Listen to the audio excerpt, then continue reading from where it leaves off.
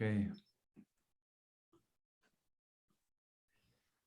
Well, good afternoon, good morning, everybody. Welcome to our Life Comes From It webinar. My name is Seth Weiner. I'm a part of the Life Comes From It giving circle. We've been around for about 4 years. Chief Justice Robert Yazzie is on our advisory board, and our purpose is to help resource these movements for restorative justice, transformative justice, indigenous peacemaking, and then work that's at the intersection of justice, healing, and soil. And so we're here to listen to some of our esteemed grantees and elders and teachers in these movements. And so I'm just going to say that much, and then turn it over to Justice Robert Yazzie for a prayer and to lead us forward. Thank you. Yat from Navajo land. Very windy here in New Mexico, Arizona. But good to see you, Nane, brother, and Aqeela. Nice to see you. Yes, sir. I want to have a good time today. Sandor, Yat Ilawashte. Oh. So, what is usually very appropriate when we speak to an audience is that you introduce not so much yourself, but your people, the relationship, the clanship system. So, and it's important for me to say I come from my mother, that the clan she's from. She's no longer here, but just as saying I respect, and it's because of her I know where I come from. My father is Twitter Cheatney. Cheatney means bitter, water bitter. It's the natural element of nature is our makeup. That's very important to our clanship system, to honor how we were made by our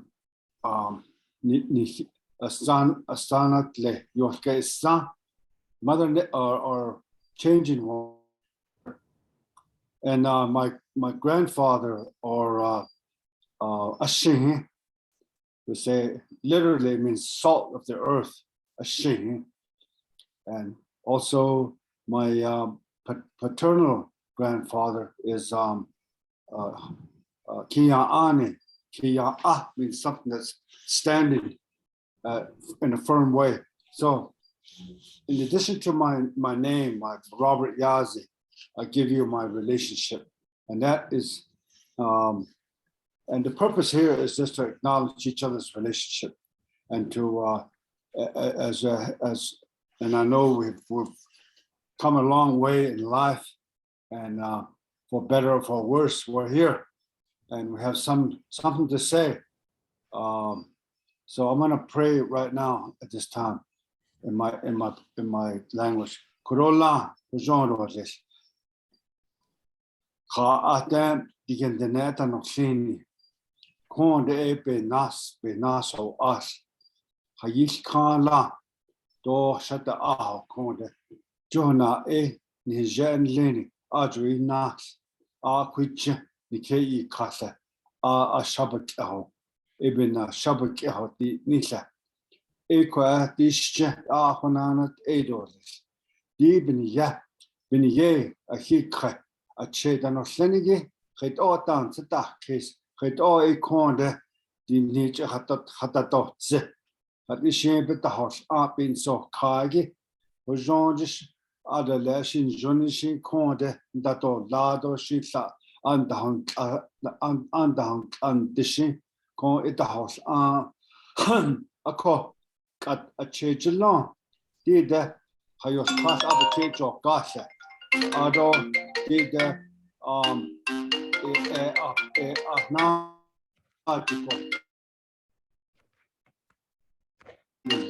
life element. So We thank you that we can be here. Ado sahasim in ako konde not underneath incha. Hait oi hatiri bansi za bansi kajanisa. Johot erole kwa nana din jono yat konde did to go ni Jehoshana hasling doles. Kodoha atani Jehoshana hasling shata atani Jehoshana hasling atani Jehoshana hasling to na posta ni Jehoshana hasling konde ni ma leni do yat dikeshe. Thank you. Oh.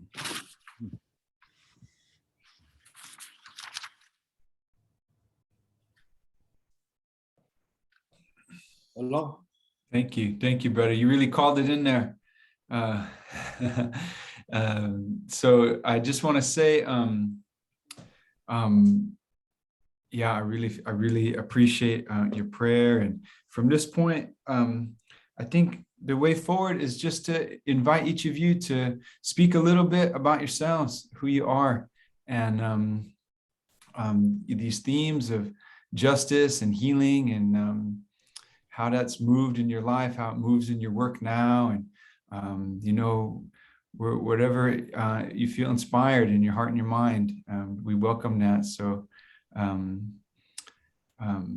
maybe if somebody feels motivated, inspired to go first, please just go ahead, and we'll go one at a time. And I'm sure we'll have some questions as we go along. Thank you.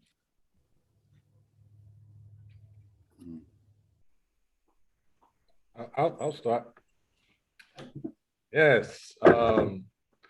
Seth, thank you so much, brother, for creating and hosting this space, bringing in, the grandfather wisdom.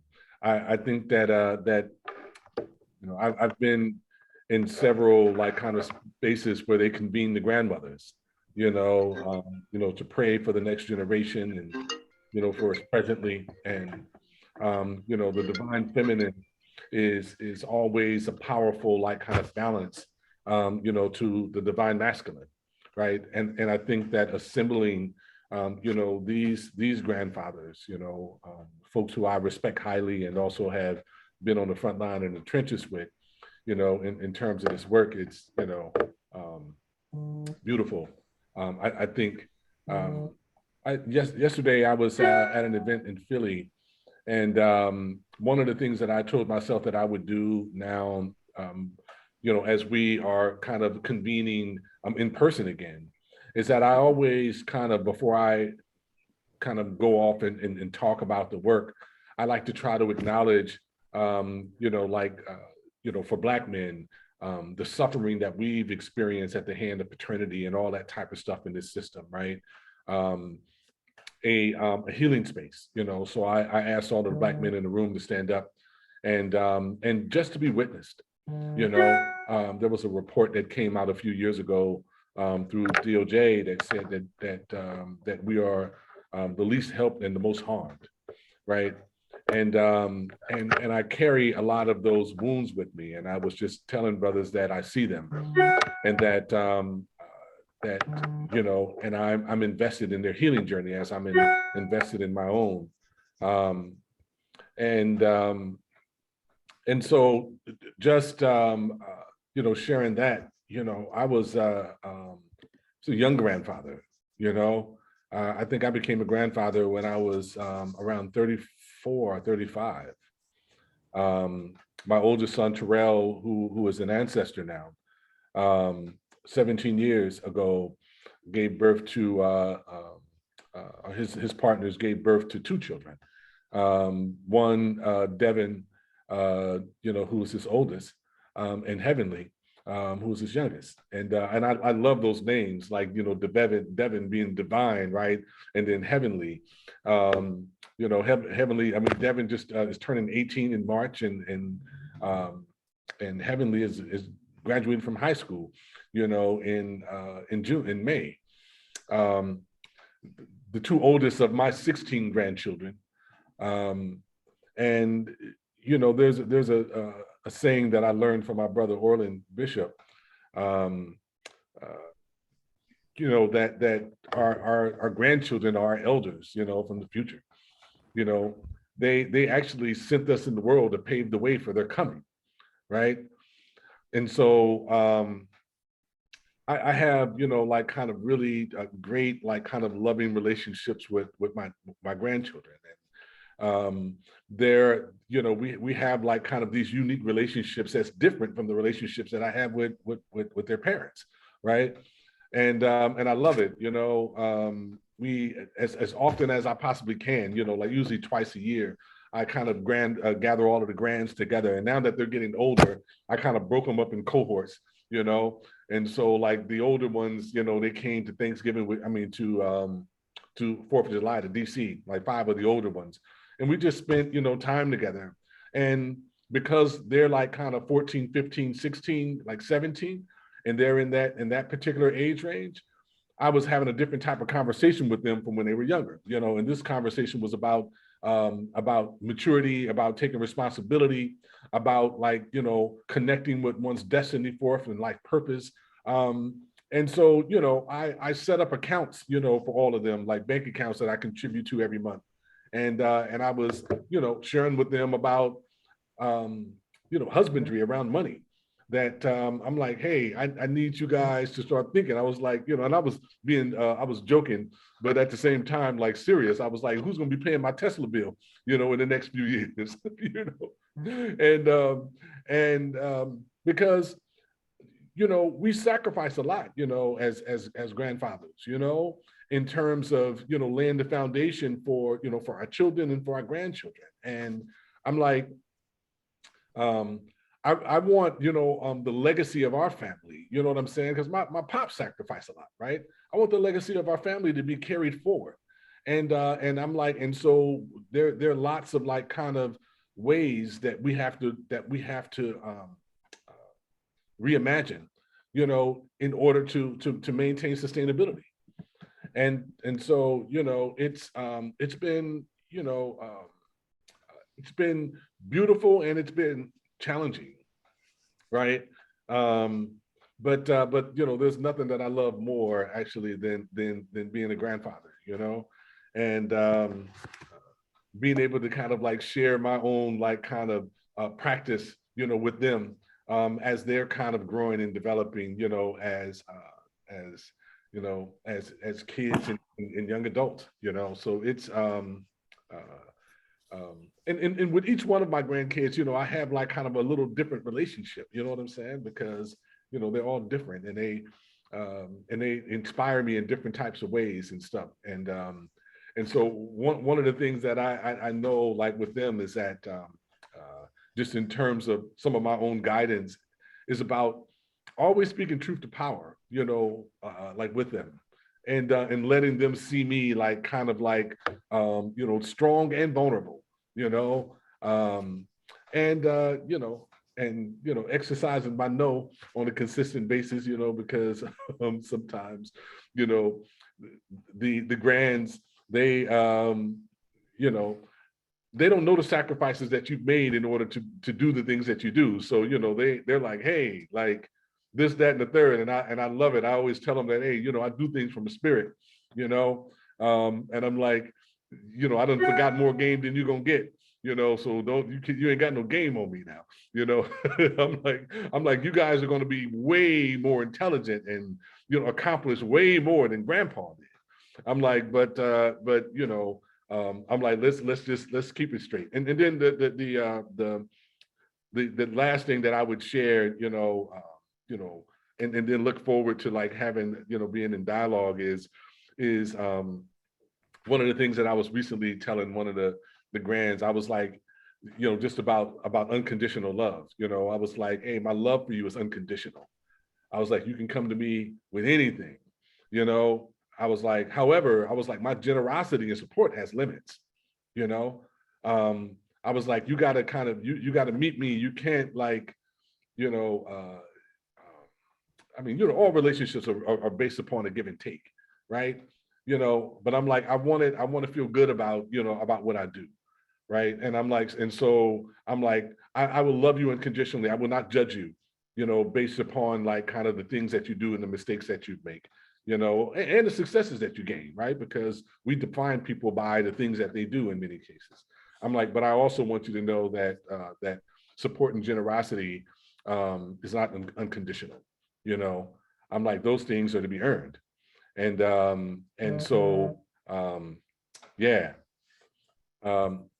So it's you know, it's been a beautiful process, and just love being a grandfather. Thank you, Aqeela. You know, and then maybe as we circle around, you know, it's just occurring to me now, but you know, I hope we have time to also hear about how that informs the work that you do. Just because I know that about you, that you do a lot for many people, you know, in the face of extreme hardship. Yes. You know, and I imagine how these young ones are nourishing your life and spirit, you know, and how that carries forward. So Yes. thank you, brother. Yeah. So maybe I'm gonna move it over your way, Nane, and let us listen to you for a little bit. I was gonna suggest, you know, that Sandor, since I know he's on the move, if he would come on and then that way he can take care of what he needs to do. Yeah, I think he actually fell off the call here for a moment. So we'll see if we can get him back, and yeah, we'll just take it as it comes. All right. Well, then I can go on. And, thank you. Robert, thank you for that prayer. You know, as my wife was leaving, she lit up some sage for us because she knows that's what we need. You know, she's trying to take care of herself. You know, with her surgery and going through that process. And you know, we've been companions for almost 49 years. You know, and hitting up on that 50. You know, so I just want to just kind of follow up on what Aqeela said. Is you know, we like you said, we walk the same path in different ways, different times, but we also have had the opportunity to sit and do the work. And I remember Aqeela, one time I forget what conference it was, but he was deep into you know, doing this workshop, and I had heard that he was there, so I wanted to go say hello. And you know, when I walked in, he recognized, and he stopped the whole workshop and just wanted to acknowledge me and wanted everybody to know that you know, a brother of his had stepped into the room, and that meant a lot, because you know, sometimes we put all this work, and you know, it's not about being recognized. I call it respect, you know, and we do this work because we have to. We love what we do, and it's a way of life. It's not a job. It's a way of life. So I thank you for that moment right there. I always try to address wherever I'm going, make a call, talk to someone about, you know, where, you know, that I'm going to be in their neighborhood, that I'm going to be here. And, you know, if I go to LA, I call Alex Sanchez, you know, Luis Rodriguez, or if I go anywhere else, you know, I call the organizers and hey, I'm here, you know. But also, you know, Robert reminded us of our relatives. You know, lately I've been you know, remembering my relatives, because I am now the oldest of my tribe. You know, all my elders, all my uncles, they've all passed on. You know, and they're no longer here. And my father, Aqeela Alejandrez, my mother, Herminia Alejandrez, and my grandfather, Francisco Torres Alejandrez, and my grandmother, Hermelinda, you know, Martinez Alejandrez. And that's from my father's side. From my mother's side, we really didn't have that much connection. So kind of lost that connection. We met some cousins and stuff like that, but they were gone by the time, you know, that I tried to reach out to them. And so that tree that we come from, sometimes it's hard to find the roots, all the roots. So what we have is sometimes we've gotten to this age where we're the main root, and we're the ones that's holding the house. And sometimes that responsibility is a lot. It's a lot on us. A lot of things happen in our families. I still have a tribe of probably over 300 people, and all of them like under 40, most of them. And so a lot of them don't know the history, don't know, lost a lot of the ways. And one of the things that I told my family member, don't call me no more to do eulogies. I don't do no more eulogies. It burned me out, man. It hurt me. And after reciting one eulogy after the other, I said, no, somebody else has to pick up this. And I'm glad that some of them are doing it. But when we walk this path and the experiences that we've had, really puts us in a position where we're pulled this way and we're pulled that way, and sometimes we're struggling ourselves, you know, and sometimes people think that you have all the answers, and you know what to do in whatever situation comes up. And I tell them I don't know, you know, and sometimes I'm glad that we have a place, a retreat center where I can go and talk to the redwoods. I've become, as a grandfather, I've become a tree hugger, you know. I love them redwoods. I love how they grow in family. And I tell the story of the redwoods, and I say, we need to be like the redwoods. You know, if you notice, the redwoods, they grow in families, you know, and if something happens to one, that tree helps the other, and the other one helps the other. And then they, even if they burn, you know, they come back together. And so I tell people we have to learn how to be like the redwoods. You know, I grew up in a segregated community, going to school, and in Texas. I was born in Marigold, Mississippi, in a cotton field out in my parents were cotton pickers, and I was 1949. My mom delivered me in a cotton field out there, and so I've always had this relationship to the South, you know, and being born in Mississippi, being raised in Texas, and growing the crops with my family, took us to many communities. You better show up. Somebody mute. So the you know, those journeys of traveling from state to state, you know, being in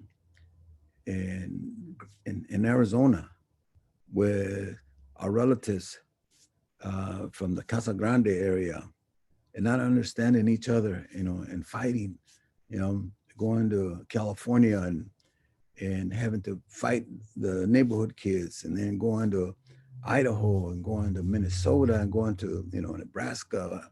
I mean, all these states that we would travel and then make our way back to Texas. 5, 6 different schools, you know, but we had a strong grandfather, my grandfather, Francisco. He was like the leader of the tribe, and people would follow him because they knew that he knew where the crops were at. He knew what season we needed to go here. He was a giver. And so was my father. My father was a giver too. But also, you know, my father was an alcoholic, you know, and was very abusive at times, you know.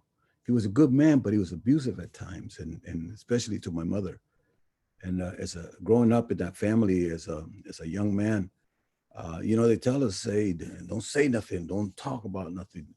And so all that went inside, you know, and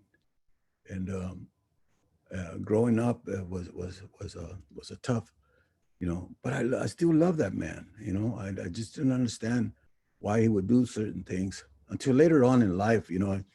I realized that he used to bow his head to the boss man, you know, when we were working on the fields, and he would hang his head down and take this abuse, verbally abuse. And I would always look at him and I would say, you know, don't let that white man talk to you like that. Why you let him talk to you like that? I would say it was in me, I wouldn't say it out loud because I was afraid of my dad. I knew he had a good, real nice right fist, and he used it, you know. But inside of me was, and then, you know, Friday, Saturday night, when he get paid, he would take it out on us. And like I said, especially my mom. And I didn't know how to stand up to him. I don't know how to tell him, hey, that's enough, man. You can't do that. Or, you know, I was afraid. You know. And those scars are scars that we as grandfathers carry.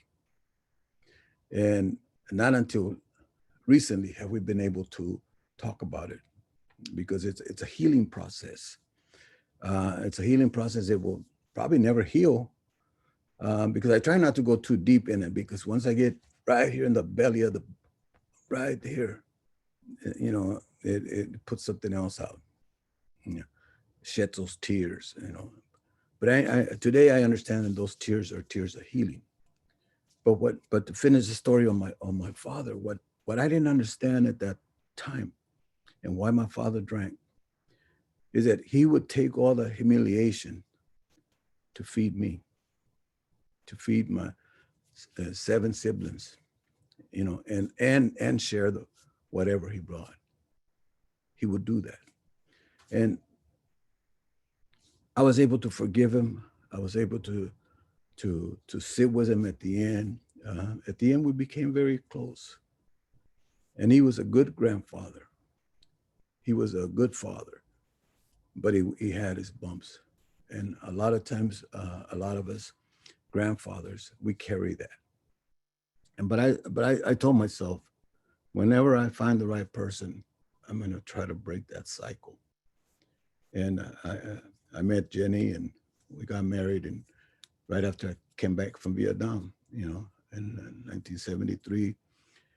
And we had 2 sons, and we have a daughter.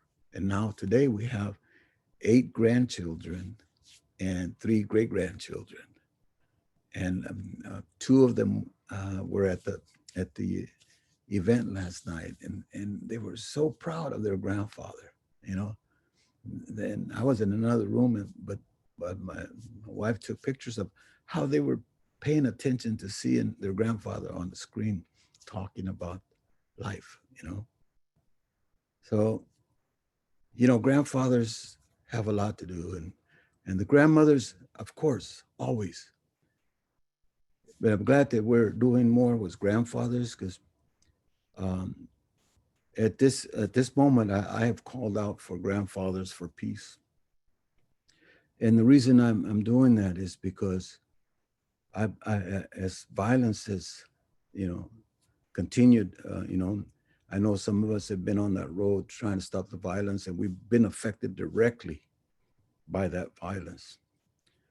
I have, you know, dozens of family members have been killed by violence. And then we had to find that strength somewhere. I know my brother Aqeela needs to find that strength, you know, to keep going, to be able to relate to his grandkids, because what he's doing, he's afraid for his grandkids. I know that, I can see that.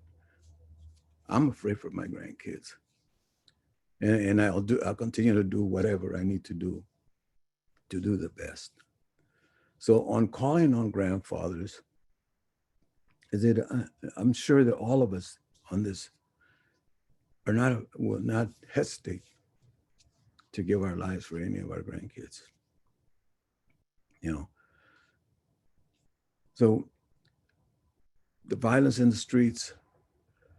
Recently in Watsonville, there was 2 killings and 1 wounded in one day, and nobody spoke up. Nobody spoke up. It was just kind of like, oh, people got killed. It was on the news. And I reached out to some of the younger people, some of the warriors out there, and I said, what are you guys going to do? Are you guys going to organize? Trying to pass on delegate that. And one of them responded that the reason that people weren't going out to the streets is because they were afraid of getting green lighted.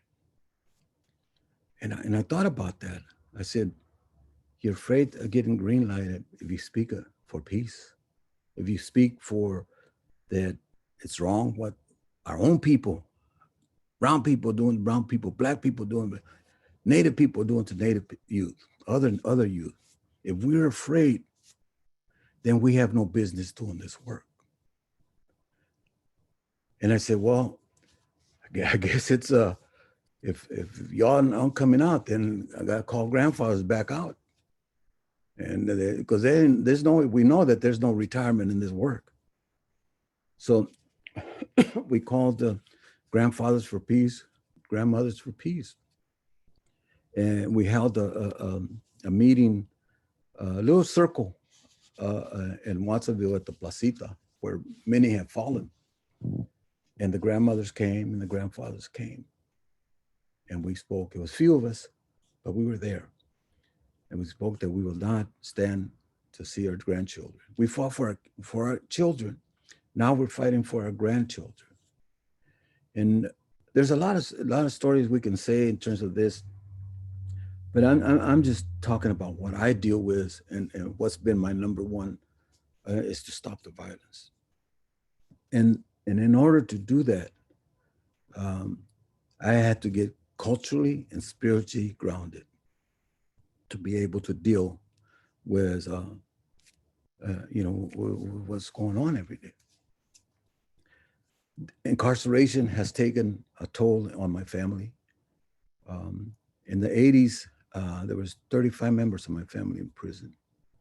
In 1975, 11 members of my family went to prison, and it hasn't stopped. It hasn't stopped. And it's gone through decades, 4 decades. And today, I'll finish with talking about my oldest grandson. My grandson, Anthony, was tried as an adult at 17. He's been locked up almost 11 years now. And I visit him as much as I can. This past 2 years, I haven't seen him, But I told him, I said, mijo, I might not agree with what happened, what you got yourself involved in, but I will never turn my back on you. And I'll be there for you no matter what. And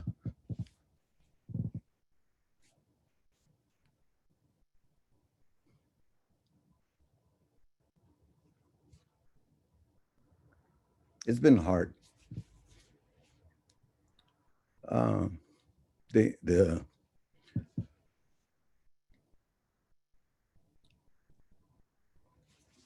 The institution that he's in, they've killed 8 people, and he's not too far away from here, Salinas Valley. And I worry about him every day.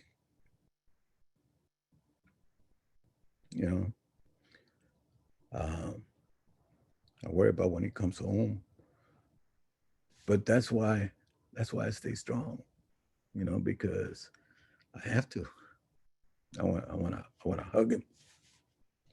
I want to take him back to the sweat lodge, because that's where, once he left the sweat lodge, that's when things started going bad. And we know that ceremony, whatever people's ceremony is good. And so today it's a different day. It's I worry, I got to think about the other grandchildren and all the uncles. I teach at Soledad Prison, and I have nephews, and they call me grandfather. They call me uncle. They wait for me to come in, and I'm glad I have friends like Danny Glover to come in with me. We're going again on the 21st, and two weeks ago we were there, and we had about 40 guys dancing. Dancing. We brought music in. We brought these two beautiful sisters that play Brazilian music and a saxophone and sing. And I mean, Donda had them doing the Brazilian line dance, to dudes that said they never smiled, that they took other people's lives and stuff like that. That was a happening. It was a happening thing in there, and so we bring in the medicine. And that's what I'm talking about, is we bring the medicine into these institutions. Those brothers and sisters are going to have a better chance to survive out here. So we'll continue with Grandfather Love. I'm going to stop right there and pass it on, and we'll come back on it, because there's a lot of other things that I want to talk about land-based, but I'll pass it on for right now. So. Powerful, brother. Thank you. Really touched my heart. Listen to each of you. Sandor, I think you're there. Thank you for navigating everything. I don't know if you can,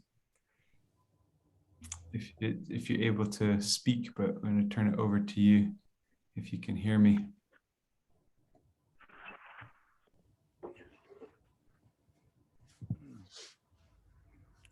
Yeah, can you hear me?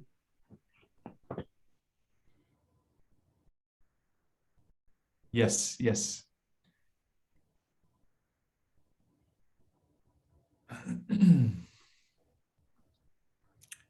We could for just a moment. Are you still there?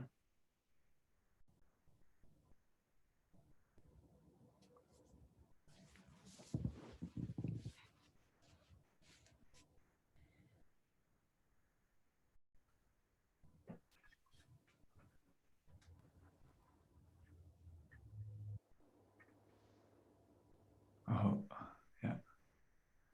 There you are. Here we are. Can you hear me? Yes. Okay. Next time don't invite me on and then kick me off, Seth.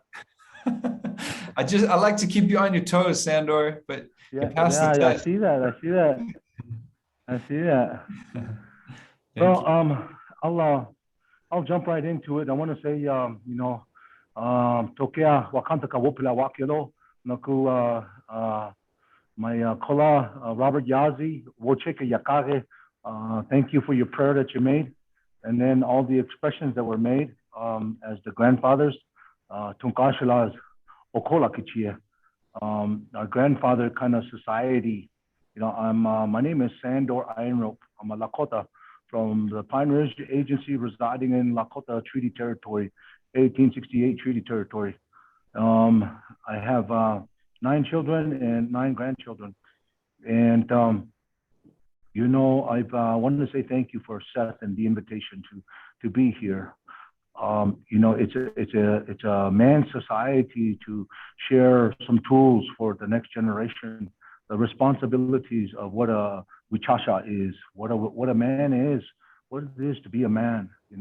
I saw my dad. We all reflect on our dads and our grandpas because that's the main lineage. My dad was a Korean conflict veteran, born April 1st of 1928. My grandpa was born in 1988 or 1888, excuse me. And so my dad had 2 brothers, an older brother and a younger brother. His older brother was part of World War II. They were both in the U.S. Army at that time. And we are 8 of us. And I'm the youngest of the 8. There were 4 boys and 4 girls. And through that, my brother had joined the United States Army, served in the Persian Gulf. So at our home site here, we have dad's flag and brother's flag, taking care of that as veterans, and so thinking and reflecting, my Caucasian name is Sandor Iron Rope. My mom gave me that name, Sandor. My uncle said, "Hey, Chinks, you are the doorway to the south and where the medicine comes from. That's why they give you that name." And then I have a Lakota name, Oyate Iyushkipi. That's me. The people are happy, implying that when I come around, people are happy to see me. So with that, I want to extend my greeting to each and every one of you to share a little bit today, as the journey of life and the spiritual life that we are in right now. Time is of the essence to wake the spirit up, And I say that because 3 years ago, I took 2 gunshots to the head and 3 to the arm from an AR-15 from a random act of violence, they called it.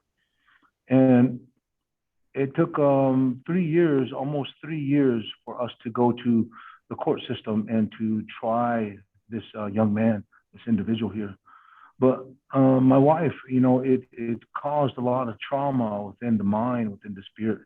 And my wife didn't want to go to the litigation. And my son, we went there.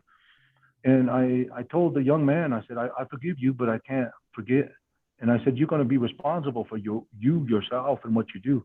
And I said, as indigenous people, we are spiritual people. We were intended to be spiritual people, not to get lost in drugs and alcohol. But that's where we are at today. You're looking for your spirit, but you're trying to find your spirit in a bottle. I said, the indigenous people, we belong to warrior society. What does it mean to be a warrior? To protect your people, not to hurt your people. And so I said, what we have here is a lost spirit. And your actions, you have to be responsible for your actions, So whatever is handed down to you, that is yours to carry, yours to endure because of your actions here. So when you look at indigenous communities and people here, we are all a part of what is called historical trauma, or trauma that comes from someplace, trauma that was induced by the oppressors. And here today, we are all seeking health and wellness. And mental health has always been an issue in the forefront of indigenous communities. Mental health, because of this oppression, because of what we've endured all throughout the tribes, your broken treaties. You know your history of Indian policy. You'll understand this a little bit more about who we are as indigenous people. The Trail of Tears, the Long Walk, Wounded Knee Massacre, you have the Battle of Greasy Grass, Battle of Little Bighorn. We have always tried to maintain who we are. Because of the suppression here, we have lost a lot of traditional values and teachings. And all along, the concept of the worldview of how we view things has been tainted by colonialism. And so we have to kind of go back a little bit, because of these perspectives, teachings, and values will always sustain us here. It will always sustain us here to teach the next generation about what it is. When we were 18, we turned 18, and you were able to be enlisted in the selective service. And so you said, hey, I'm a man now. By Western society, you're deemed a man. But in our culture here, for Lakota people, to be a man, you realize things through age, and I'm only 50, I'll be 52 this year, but I'm only 51. And, to realize what it is, your perspective and your priorities change, and your body changes, and your mind changes, and what is important to you starts to change, family and grandchildren, the essence of these Wakainja. We call these little children Wakainja because they were sacred beings sent from the stars to teach us something. And we get to see that a second time as grandparents. We understood a little bit as parents what that unconditional love is through that child. And then as grandparents, we get to see it that much more, 3-4 times more, about the importance of the little spirits. And what we do is imperative to their future, to stand up. So decolonize our thinking, decolonize how we go about things in our daily life to the best of our ability to bring out our values of our culture and enhance our spiritual self-awareness, about our surroundings. The spiritual life is at hand. It has always been a spiritual life. It has always been a spiritual battle. And so the prayer sustains us today, continuing to sustain us in our worldview of the circle, the inner circle to the outer circle. We are all connected. Some of these circles overlap in that, from the creation stories of who we are, how we exist. We have different levels of creation story here, emerging from the earth and a time ago being created from Tunka'ia, the rock. In the sweat lodge ceremony, it's inipi oinikaga, to make a breath, to make new, to renew. The first medicines of water and the mini wichoni Tunka'ia, in that breath that is created to renew our spirit, our mind, in essence. There's a lot of stories that go along with our culture in every culture. So to relearn ourselves and enhance our spiritual awareness for the future of our grandchildren is really important and vital today. And through that, talking on the platform of a lot of hurts, we're all hurting in some way. We're all hurting in some way, shape, or form. And in their Western concept or Western ways says, man, don't cry. But in the indigenous way, we cry. We cry. You understand this water, we're made up of this water. You understand this water is first medicine. We understand that it releases, some of these things inside of us that we can't explain. And then we understand that so you say a prayer with this water again, and we drink it again to restore ourselves, all part of our ceremonies and who we are. So being a little bit more aware and attentive of who we are is what I'm trying to share to our younger people. Time is of the essence here. And when I experienced what I experienced, I was in spirit. And I tell people that I was in spirit. I seen lightning, the first bullet come into my head. Why didn't it splatter my brain? I don't know. Lightning came in. Thunder came in to hit the bottom of my neck. And I heard thunder. And then immediately my spirit was somewhere else. And I seen this spiritual being that didn't allow me to see it. It didn't want me to see it directly. And no matter how I looked at it in spirit, it would always be out of in the peripheral vision, it would always be. And then it communicated to me. And then it said, you're going to be okay. And then it showed me an aerial view of the alleyway in our vehicle. And then no sooner than it said I was going to be okay, than I was in front of this steering wheel bleeding out from my neck and my arm and trying to fathom what just happened. And in my mind, I'm talking to myself and I already forgot what the spiritual being said. And I'm thinking, this is it. This is my time. This is it. Breathe. I'm talking to myself all alone. And I'm still praying that my family would be taken care of, that my wife would be taken care of, that my grandchildren would be taken care of, all what I would do, that somebody would care for it. Asking for compassion, asking for forgiveness in that moment. And being able to walk myself to the ambulance and then going out, not knowing if that was it. The experience of it itself is a spiritual experience. It's a spiritual awakening for myself, and in the experience of life to share. We have so much healing to do, and time you can't do yesterday again. We learn from yesterday for the here and the now towards the future. We learn that. We learn the importance of that. It's who we are. It's our genetic makeup, our tribal lineage, our bloodline, and to restore it now, There is one thing that I told one of my nephews. He said, Uncle, I can't do it. I can't do it. I don't know what he was talking about, but he said, I can't do it. And I said, hey, nephew, you know what? Your spirit, you keep going the way you're going, your spirit's going to wake up in a dark place, a real dark place. We think we're tough enough to take on anything, but your spirit's going to wake up in a dark place, and there's no return from that. And you think you're not afraid of anything, you're going to see something. You're going to see something not of this world, and it's going to scare you. It's a scary place to be. But while you have a chance now, you might want to change your ways, you know. So I have a lot of younger men folk to tend to in my own area. A lot of my nephews,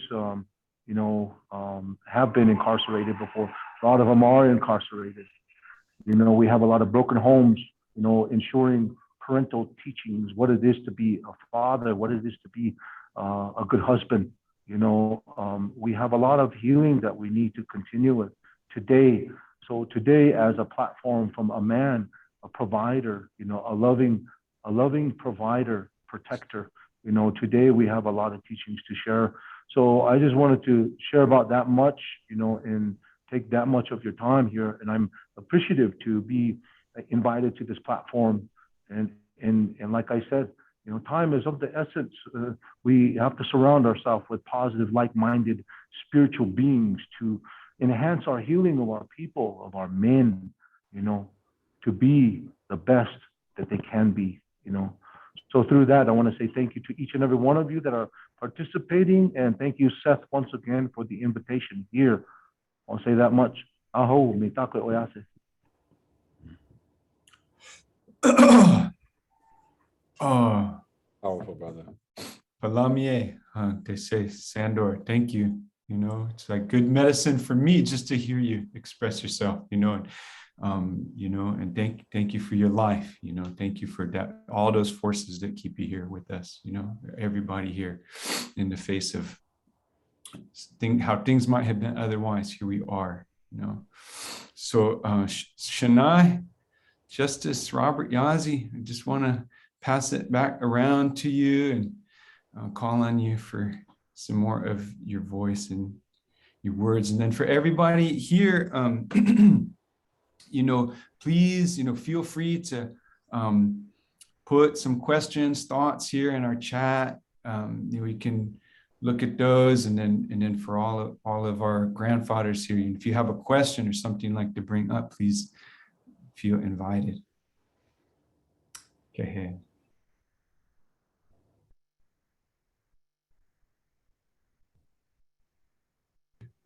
Brother, we need to unmute your video. Can you reach in there? Thank you. Yeah, oh. Good, everywhere. Good. That's what we're doing here. It's good to say Ilawash Day to another Sioux. Brother, thank you for being here. Oh, yeah. Yeah, thank you. I'm better off speaking in my language because that's where my thought comes from. That's where my outline comes from. Every time I read English, I have to read the notes. But in Navajo, we can just think of things one after another. Nani,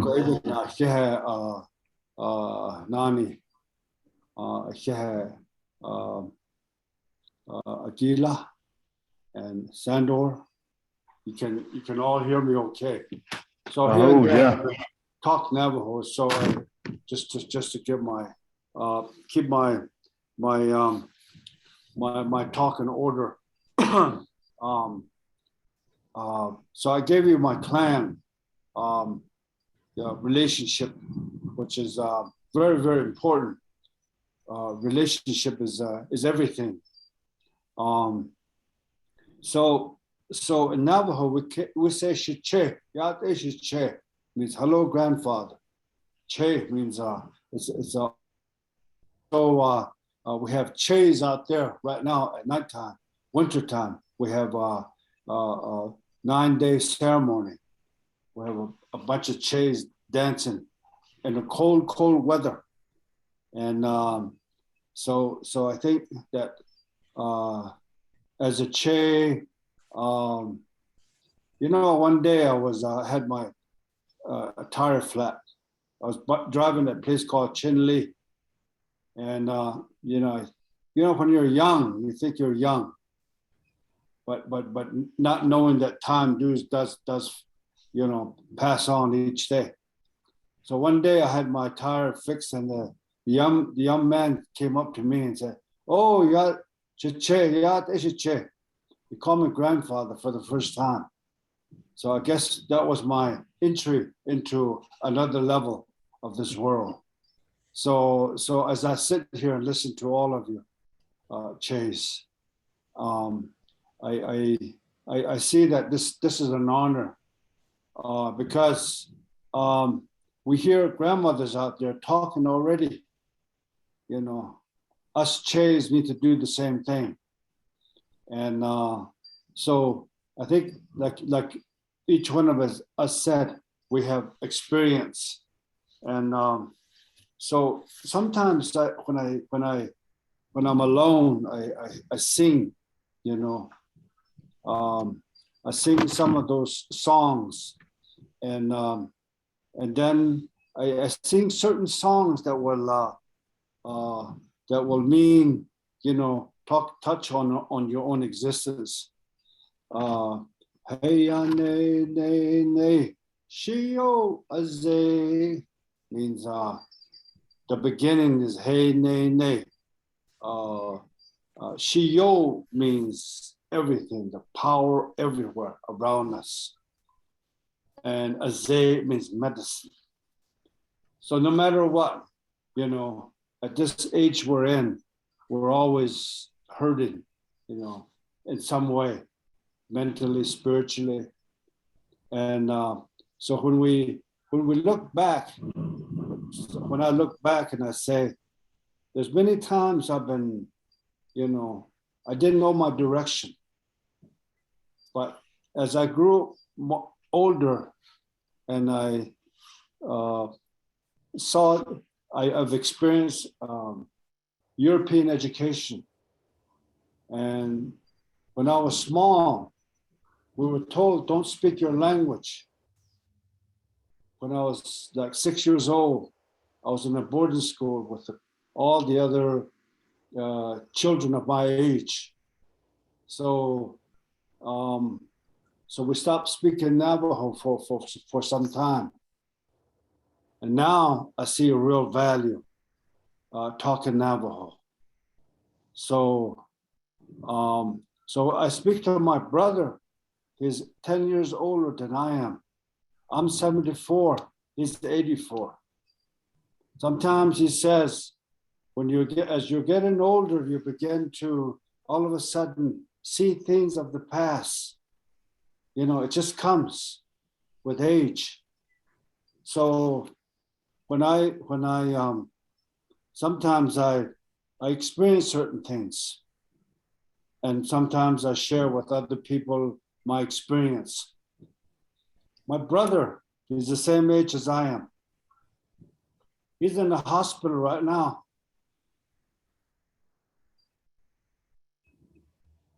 With a severe brain trauma. Friday, he was walking and somebody hit and run. And so next thing I heard is he was in the hospital. The next thing that the doctor told me that he had to go to a specialist. He had to be flown out. So today, his I don't know what's going on in his mind. He's just laying there. So as his family, we got together. And so I hear support, that my family has support with one another. They're willing to talk. So, and some are not. They want their way to be the way to handle these matters. And so when I look at myself, the age I am, we don't have much time. You see the days go by really fast. Like after Thanksgiving, Christmas, this is around the corner. We're almost there. So when I see this time at a fast pace, then I say, where am I at? Not with myself, but with my relatives.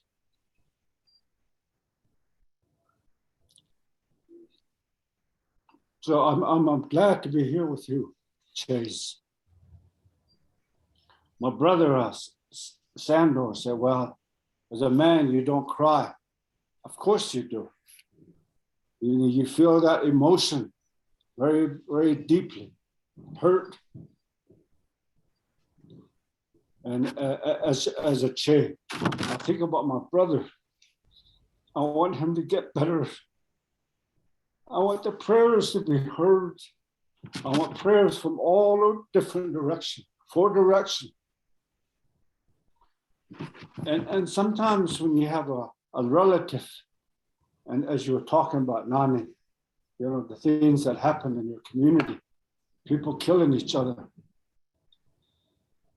So when I think about my brother, I think about how we were raised, how we parted from one another, how we haven't seen each other for a long time. And people always look down on him because of the way he looked, and he was not, you know, sometimes he's short in terms of his thinking. And I always, you know, I see how people treat him. You know, this morning I was telling a story about handicapped kids, Navajo. This is Navajo story. How some people brought their kids to this one home, and they built a corral, they put their kids in there. And everybody else was having a good time. Until one day, those kids were no longer there.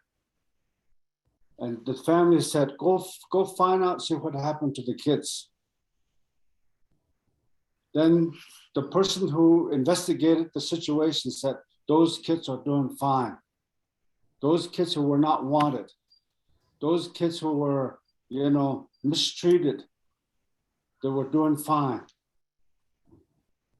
And the family, the mothers and fathers, really cried. You know, as a chair, I see that at the funeral, people cry. But when everything's okay, then things are a little different. So the point of the story is that these little kids who were not wanted, one person who was very normal saw that the person who became spiritual. They were climbing the mountain. They were doing okay. They were about to, you know, be with the holy people. And so the family said, you know, we want to see that our kids for the last time. And so the message came back and says, you'll see them one more time. You'll see them tomorrow morning at 4 o'clock. You got to wait. And there's a ceremony that has the same effect, 9-day ceremony. And they call it in Navajo, Tole, means bluebird. Bluebird will be here tomorrow morning at 4 o'clock. You have to be up, even though it's cold, the wind blowing hard. You got to be there with your katatin, your corn pollen to bless those people. So I'm telling the story is because, you know, we as a Che, we live through these things. We try to tell people to be nice to each other. And sometimes it's so powerful that it's just, you know, you get tired. So I think I like I said, I appreciate what I'm listening. I really like it. Yeah. Listen. So I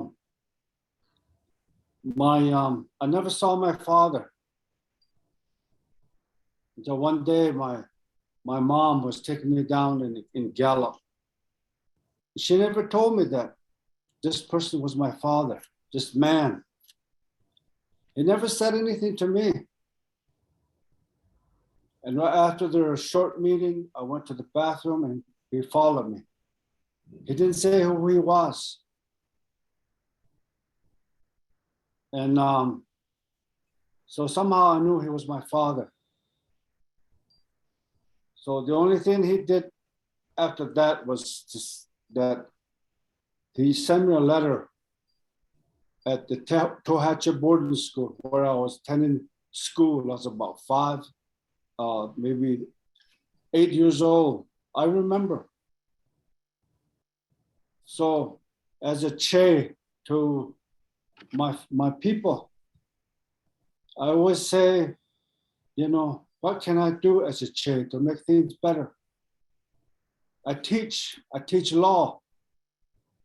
And I tell the children, I mean, as old as they are, I consider them as my children.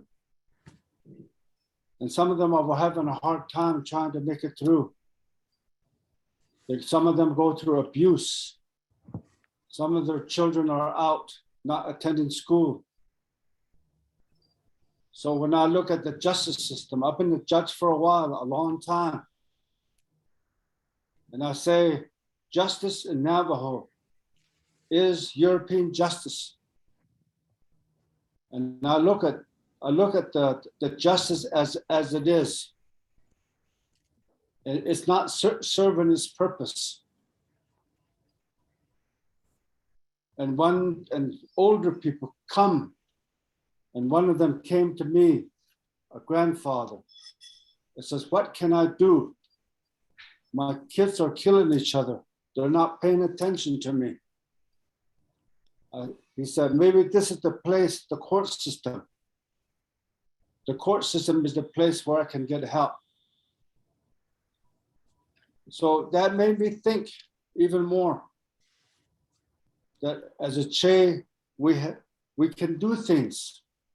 We've been through some of these worst of the situation. And let me just tell you that stories that are being told has a lot of reflection on what we do as a grandfather. So I tell my kids, I love to teach. I want you to do your work. I can help you. You got to help me halfway. And he said, sometimes you may think that, you know, you may think that there's ways to be successful. But one thing I really believe in is that teaching our people how to think for themselves. To really realize that there's something inside that's very special. And that's where I come from. And so I'm very happy to be a part of our session, Chiche, my grandfather. So if I call you my grandfather, you also would call me my grandfather. So we have a commonality. We can stand together, tell each other stories.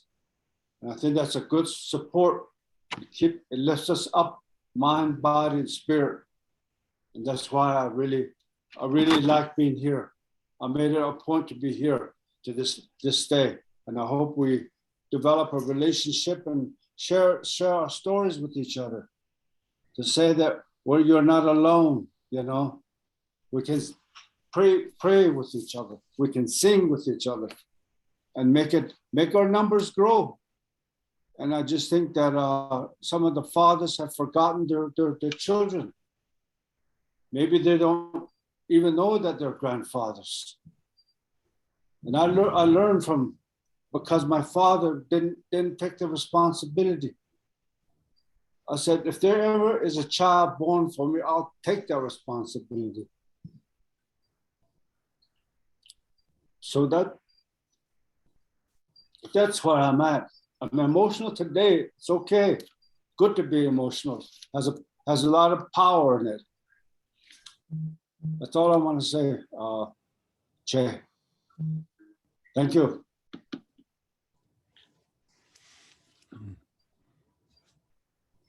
Okay.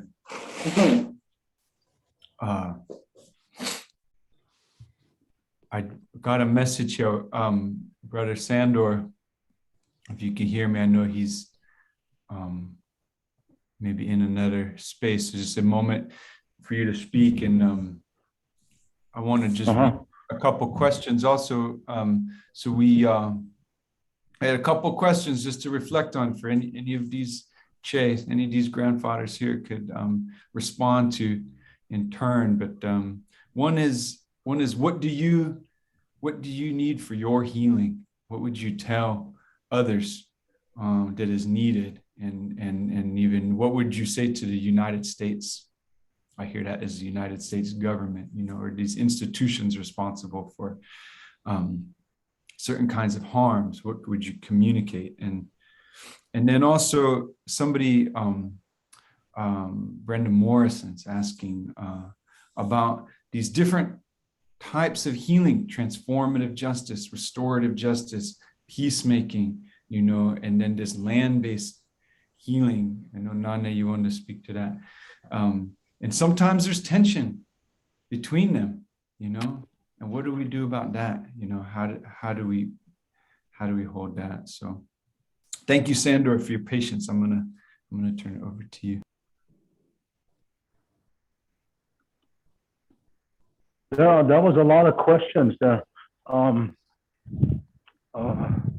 But the first one, what did you say? What do we need for our own healing? Yes. I think for the most part, the continuum of care for me at this moment in time is to surround myself with sincere ceremonial people. Ceremonial people would have the basic knowledge of culture and spirituality, and the importance of that, because I think understanding culture and spirituality comes with understanding the history that we've all endured under that. And so, in ceremony, you are able to cry. In ceremony, you are able to let go of a lot of things, and so being able to keep balance in that, for me, is essential. And even more so since the accident that I've experienced, because, the history of the United States is not a pretty one. And the colonialism has affected us through historical trauma and not recognizing that trauma. So to be able to recognize that and continue your own healing is important, for that, because it can't, it's a suppression, and we have to be fully aware of what we do in light of Western education. Because my grandpa and my dad used to say, don't you guys go to school? They're supposed to go to school. They send you to school. Don't become smart. Don't become too smart. You become dumb, And so through that, in reality, Western education is a good thing, but it also could be used against your own people. So that concept of we as a people, we the people, it's not really we the people, because being accountable for, people that were already habitating, that lived here prior to, manifest destiny, the doctrine of discovery. You can't discover something when it's already discovered. So there's a lot to say about the history of us as indigenous people. And that includes the lands of Texas, because Texas was part of Mexico at one point in time, so understanding your history about who we are and the spiritual life where we live in today.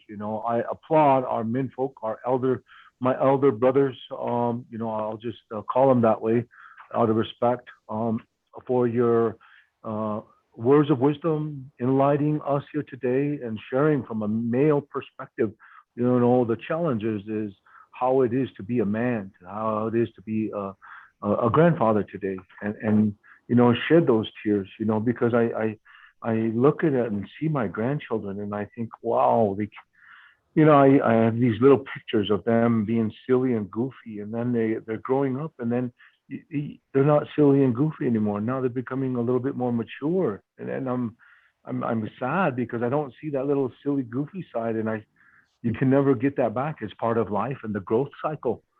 And I think, oh man, my heart just melts, and I get kind of a lump in my throat when I see them, and this is part of the cycle of it. But you know, today we become a little bit more versed in the wisdom and through the heart of what we want to share. You know, if we can try to fathom to, you know, oh, okay, so we understand our mistakes, or we understand where we want to be. We want our men folk now. We want them to be good, strong warriors. You know, and warriors are protectors and providers.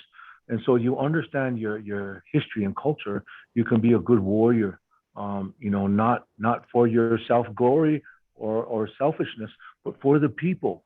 What is it that we're doing? But, you know, we are so colonized in certain places that, you know, we can't see past that. So surrounding ourselves with that, you know, I have that, you know, inner drive to share this with our warriors, to be warriors, you know, like we were intended to be. But, you know, it's this lateral oppression that comes in, this lateral violence that comes in because of this colonial aspect, you know, of this society that we live in here today, you know.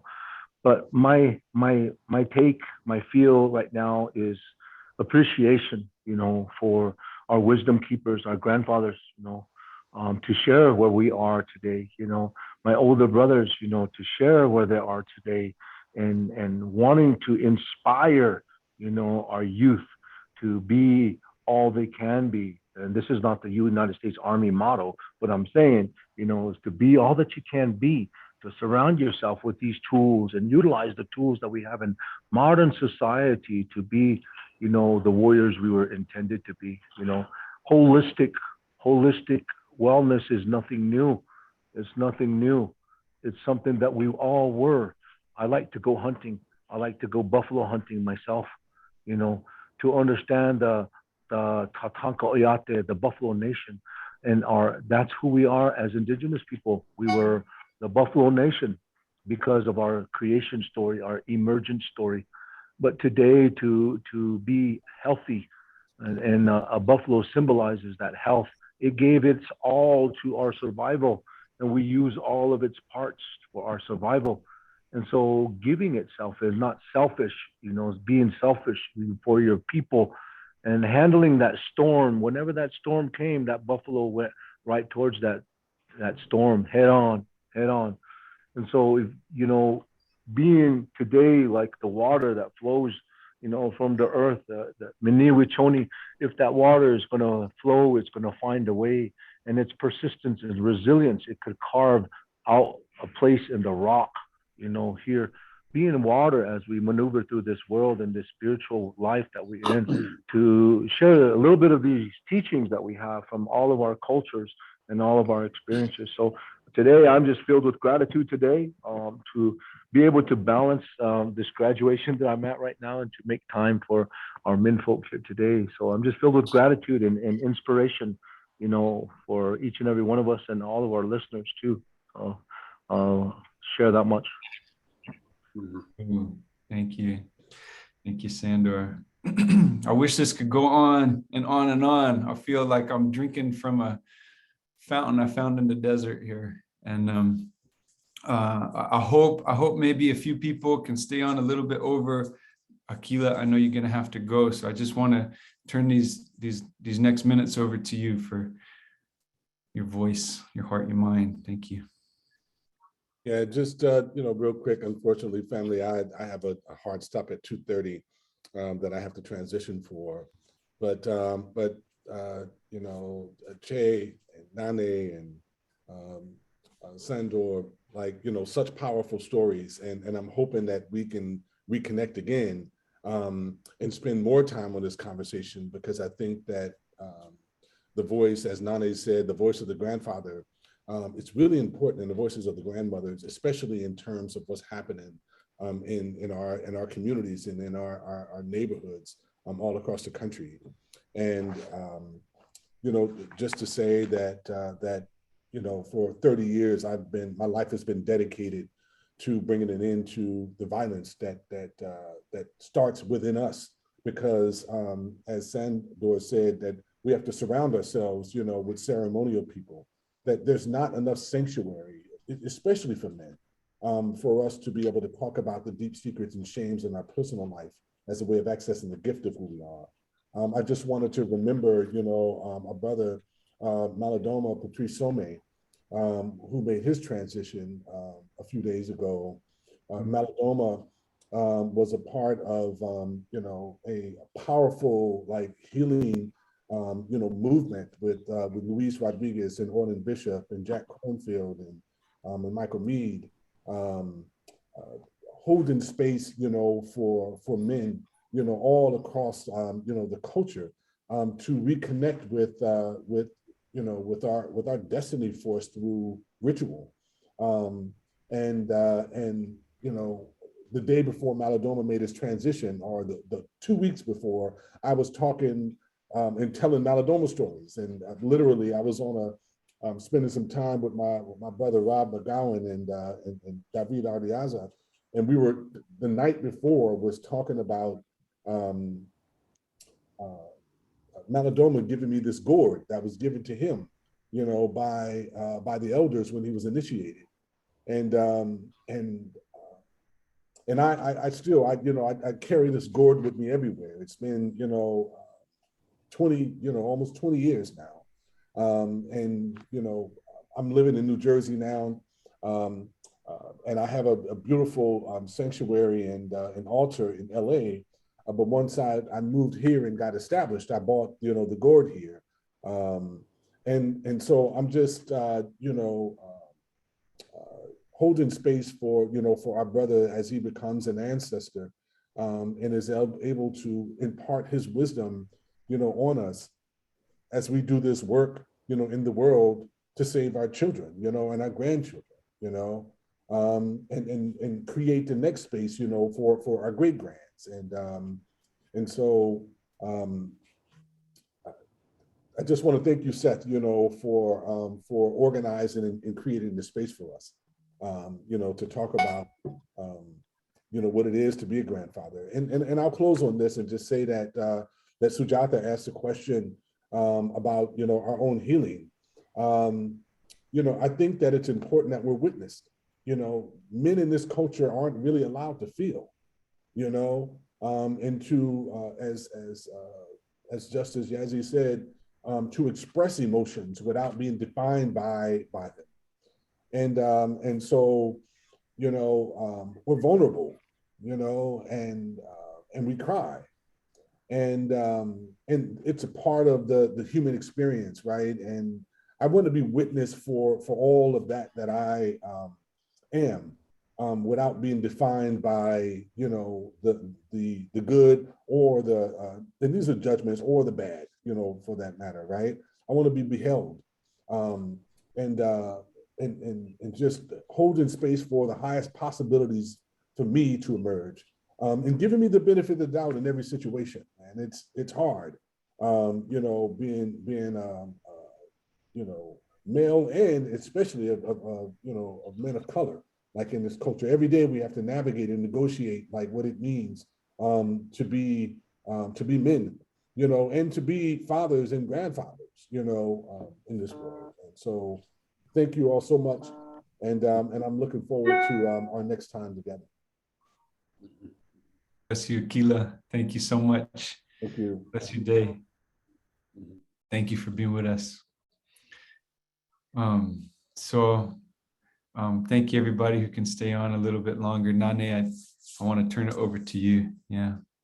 There's a couple of things that I wanted to talk about. Was the land-based, in terms of land, and how we need to have the land in order to take care of a lot of our trauma, a lot of things that happen in our communities, and a lot of us live in concrete jungles, don't have the space. Um, so it's very hard to get to ceremony. It's very hard to, and here in Santa Cruz, we've been able to hold a space in a 5-acre where people come from many directions, many issues. I'm looking at the chat, and if we were to address every issue that's in our community, we could be here for days and days and days. That doesn't mean that we don't take accountability. Accountability takes it, but we are no judge of anything. Uh, People make decisions, people make mistakes, people do things that we're not in line with. But as a human being, yes, we can do that. And there's certain things that you take care of in certain different circles. This is not a circle. This is not a show. This is not a place to put everything out there that needs to be dealt with. Our people, as Sanders gracefully said, that there's places for us to take care of things. And Brother Yazzie said sometimes it's not in the justice system. It's in our own way in terms of how we have to address those issues. Those issues are not put away. Those issues are live, and we have to deal with that. And how is the best that we can do to be able to heal something that happened and address it? But it's not a news line. We're not the newspaper. We're not the TV. We have to do it through ceremony. We have to do it the way to how do we hold people accountable? How do we hold ourselves accountable? And in these 72 years, I don't need no show. I don't need to show anybody anything. My brother Yazzie at 74, and all the pain that we've been through. We're not here to we don't need this. I really truly believe that the brothers that I work inside the institutions, they've done things that, somehow we have to find ways to forgive them. Taking a life, doing something in the community that's not right. All those things need to be addressed. So when do we heal? When do we heal and when do we forgive? Yes, we have to take responsibility, of course. But also there's a greater responsibility. And I want to get back to the grandfather and the violence that has happened in our streets. We must continue to bring our grandfathers out, grandmothers, the whole family. It's if you take a look at the city of Oakland and what's happening, and those warriors that are out there trying to stop the violence by creating. Some of them are not directly out in the streets, but creating other outlets that our young people can go to. And that's what we are. It's not about the government, because the government, we gave up on that a long time ago for all the broken treaties and all the broken promises that have been there for us. We have to find ways within our own community how to deal with issues, heavy issues, and deal with them. And not everybody has to get involved in those issues. There's certain things that happen in this community that I don't have to be involved in.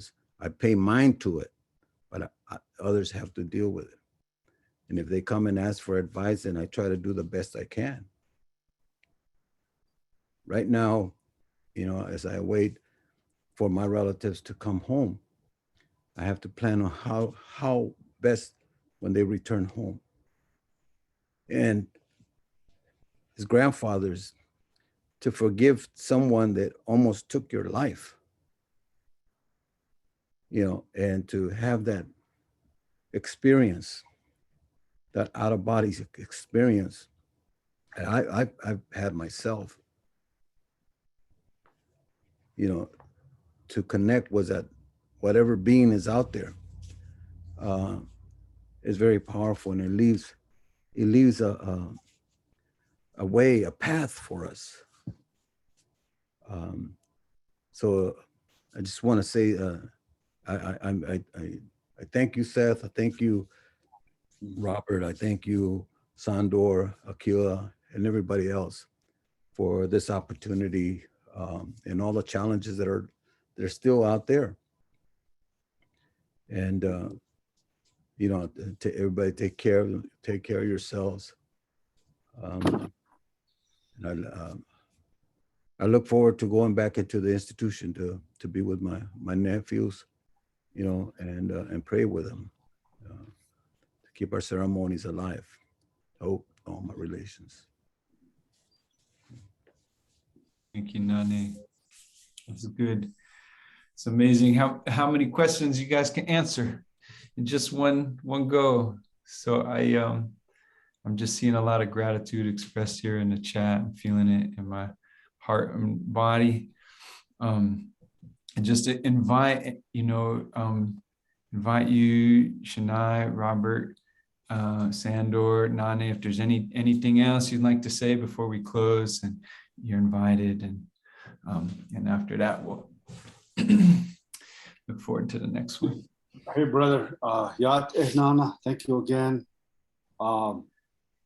As I was listening, I mean, things that are said just really makes you think. Your case, it expands your thought. And so sometimes when we as Navajo people get together,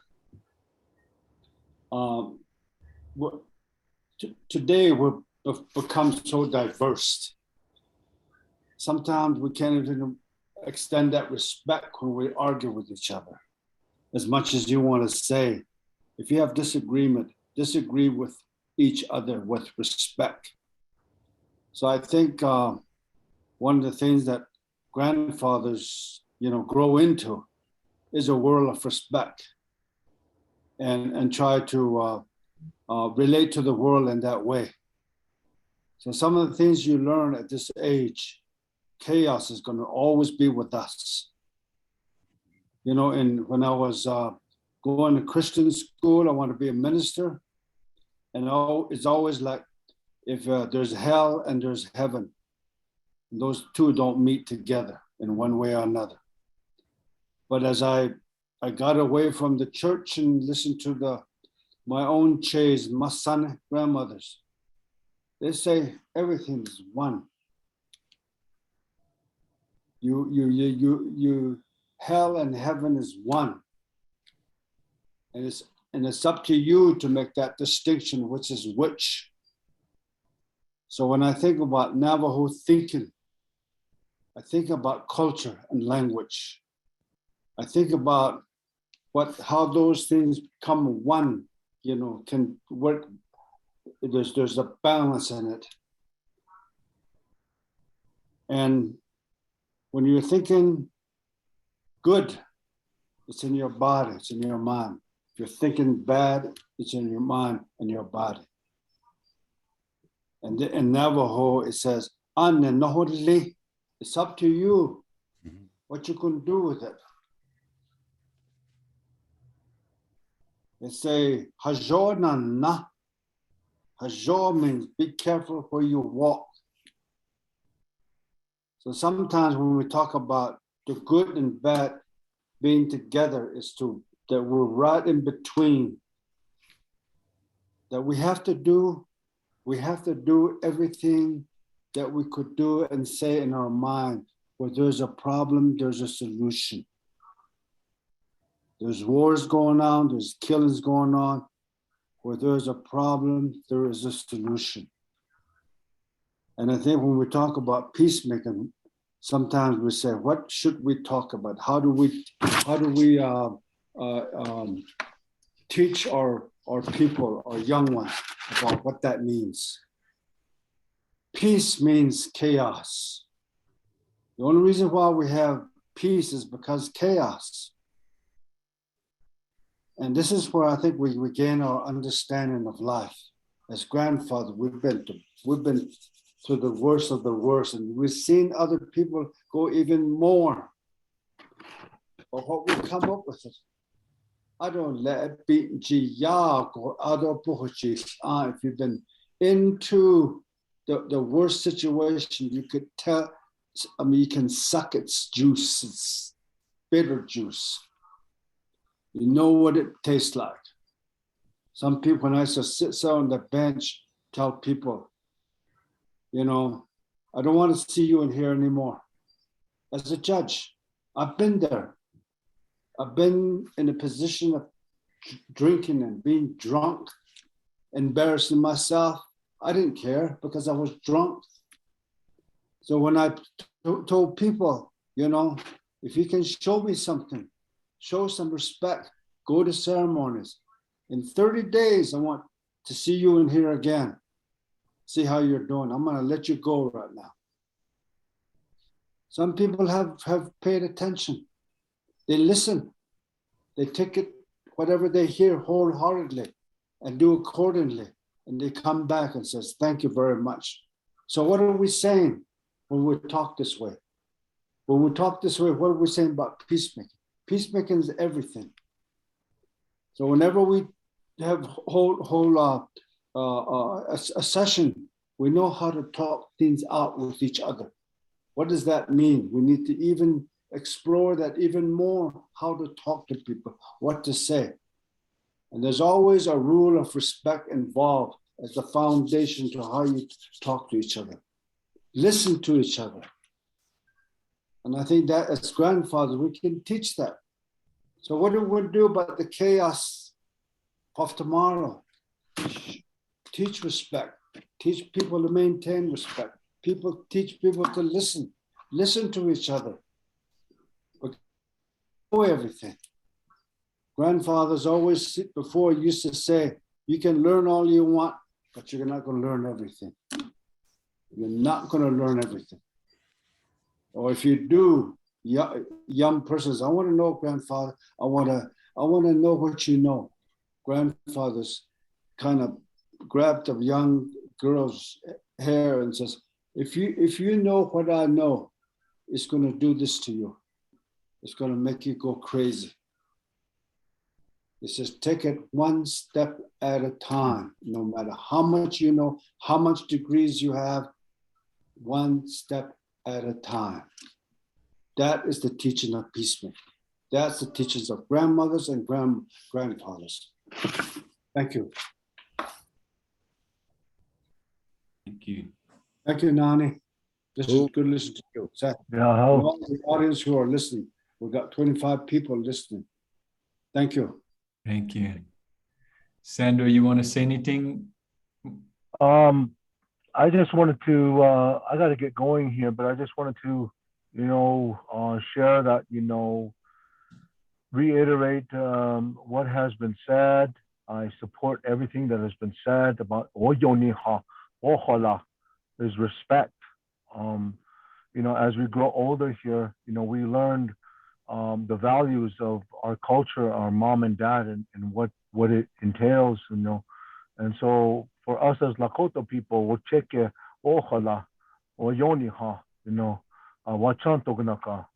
there's a lot of values of who we are in prayer and respect and generosity and kindship, and so everything that we embrace and relearn, I say some of us and a majority of us relearn because of colonialism. What we relearn is our traditional mindset. It's a mindset. Your mindset, everything is a mindset. You relearn your values of how you were intended to be. And so you change your mindset, everything. When I think I want to do, if I could think it, I could do it. It's in my mind to do it, So we say, one thing that I always tell my children is, there's a bad word in our house. There's a bad word. I don't want to hear it. What, Dad? I know. Don't say you know. You don't know. But it's quick to say, I know. I know, Dad. I know. Okay, you know. But the mindset of who we are, our children, I want to reiterate that, because today for myself, my healing for myself, from my gunshot wounds or from my trauma, from everything that I've ever endured in my life, has come from spirituality, and I will say the iron. The iron. I continue to lift. I continue to exercise. I continue to read. I continue to pray. Feed myself good medicine, good read. Read something positive, inspirational. Exercise, stretch out. Your body was intended to move. Pray, meditate, whatever it is that enhances your spiritual awareness. And that all is a mindset of who we are. A holistic way of life is not a new concept or a new paradigm. It's who we are intended to be as indigenous people. So I just wanted to leave that with you all. And I want to I will be praying every morning, every evening. I retire. We put some cedar on, some charcoal. Be praying for, Brother Robert's brother, our relatives that need prayer, our warriors that need prayer behind bars. All those in need of some type of encouragement, because the holiday seasons is not the holiday without our loved ones, and many people are experiencing that. There are no loved ones around. COVID has impacted all of us in some way, shape, or form, and so that sadness that these holidays bring, I'm going to remember that in my prayer this evening. So I wanted to share a holiday greeting to you all of hope, because we have love and we have hope. And so through that, I'm once again thankful to be here today to enlighten our audience and share with my older brothers a little bit of experience and to become one for the betterment of our minfolk. So enjoy your day, enjoy your season here. And if Seth wants me to, I'll come back around and be a part of this ongoing continuum of care. Aho, mitake oyase, all my relations.